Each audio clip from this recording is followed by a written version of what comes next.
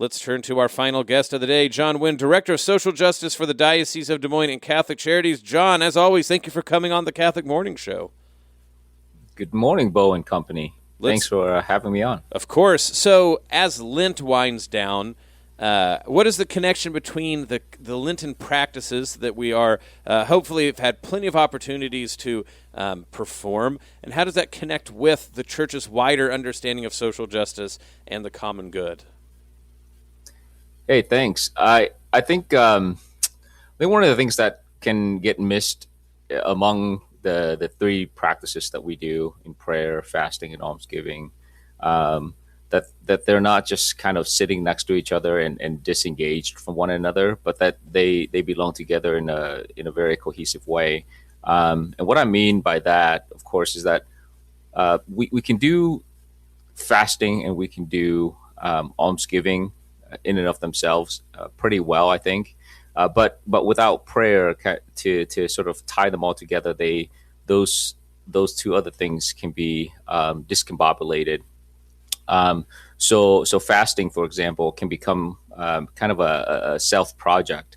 I give something up, I become more disciplined, I prove something to myself. It could be very much a self-indulging thing. Or almsgiving can go kind of the same way, right? A person can give generously, and that, of course, is objectively good. But without prayer to even out kind of that generosity, almsgiving can become governed by kind of a sentiment or a desire to feel useful or a desire to be seen.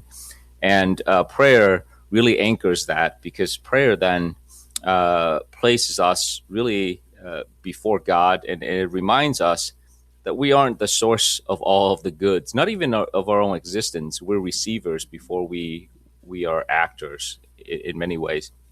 And so once we engage in prayer and allow prayer to shed its light on the other two practices, then it really is less about myself, mastering my own desires, my own wants and needs, and my own kind of giving. And it becomes about God moving me towards conversion to doing all the other things correctly. And you think about this, right, in the context of social justice, it's often look, the majority of us getting slightly off the path is not because we're choosing to be wicked for, the thrill of it, like a cartoon villain. Most of these things are well-intentioned, trying to do good. And in social justice, people particularly are trying to do good, fix what's wrong with the world. But prayer is such a necessary anchor precisely because it's easy to think we are the ones affecting the change in the world, rather being the conduits for the graces that God has in mind for a particular time and place.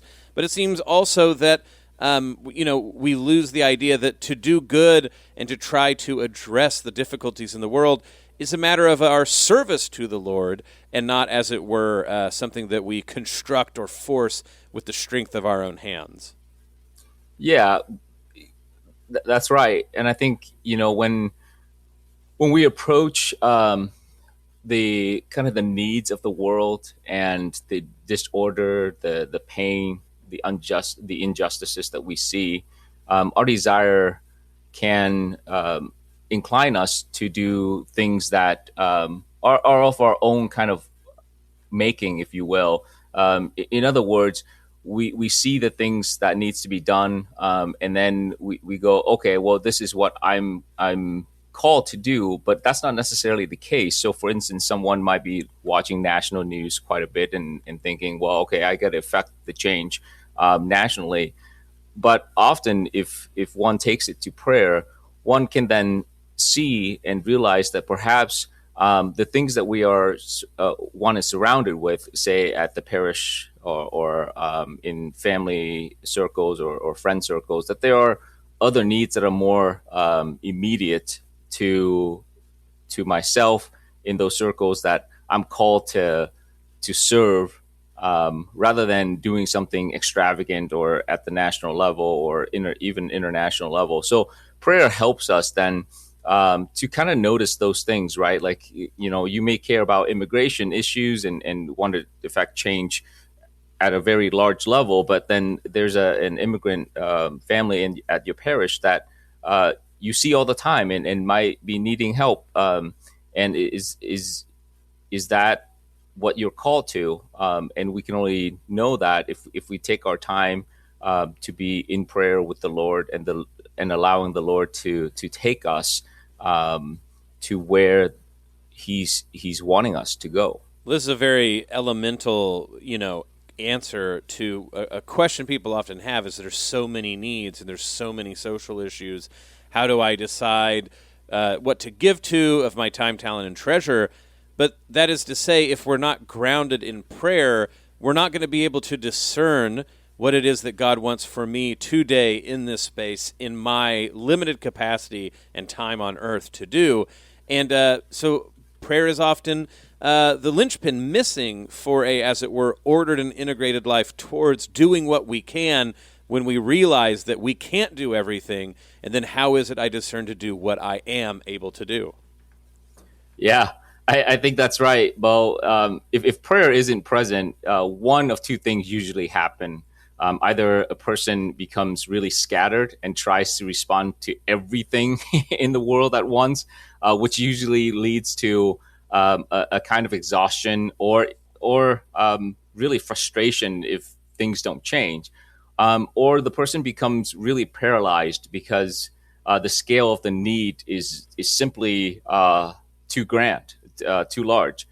And so prayer really helps because that's where the soul and that's where we ourselves learn that being called to serve, being called to charity is not the same thing as being called to do everything, because God does not ask for us to be omnipotent, but He asks for us to be faithful and listening to His voice and letting Him call us out to where He wants us.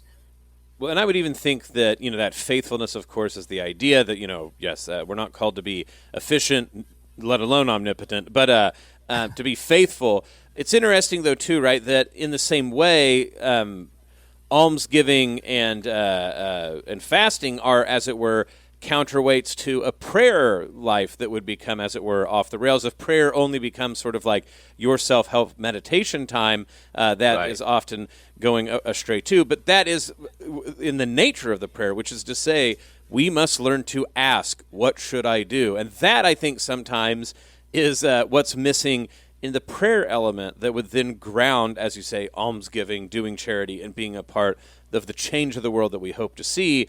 We have to ask. You have to ask, what is it I'm supposed to do? And maybe that's the element missing in the prayer life that would cash out, as it were, in going about trying to do good and fix what's wrong.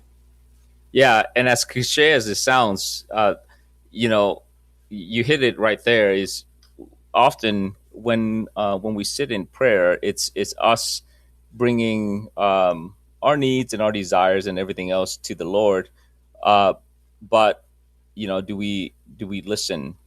Do we allow silence to take over? And in those still moments where the soul is just simply shutting up, those are the moments where God speaks through. And so proper prayer or proper techniques of prayer is necessary for us to be able to hear the voice of God, because as we learn anything, that God shows up and communicates to us in still and small silences rather than in loud and obnoxious events. Well, very timely indeed. Very important for us to dwell here on as Lent begins to wrap up. About a minute left. John, is there anywhere that you want to point people to know what's going on with the Diocese of Des Moines and Catholic Charities in terms of social justice ministry? Yes, first I want to thank everyone who was able to attend and give in some way and join us at the Shamrocks and Shenanigans back earlier in a couple weeks ago for Catholic Charities. So thank you to all the parishes and everyone who was involved and was able to join us. Secondly, if you want to find out more on all the events that are happening around the diocese, dmdiocese.org/events/events. So dmdiocese.org/events, and you'll get plenty of information on what's all happening around the diocese. So much to do, you'll have to pray to ask where you should go. John Huynh, Director of Social Justice, Diocese of Des Moines and Catholic Charities, thank you for coming on the Catholic Morning Show. Thanks, everyone.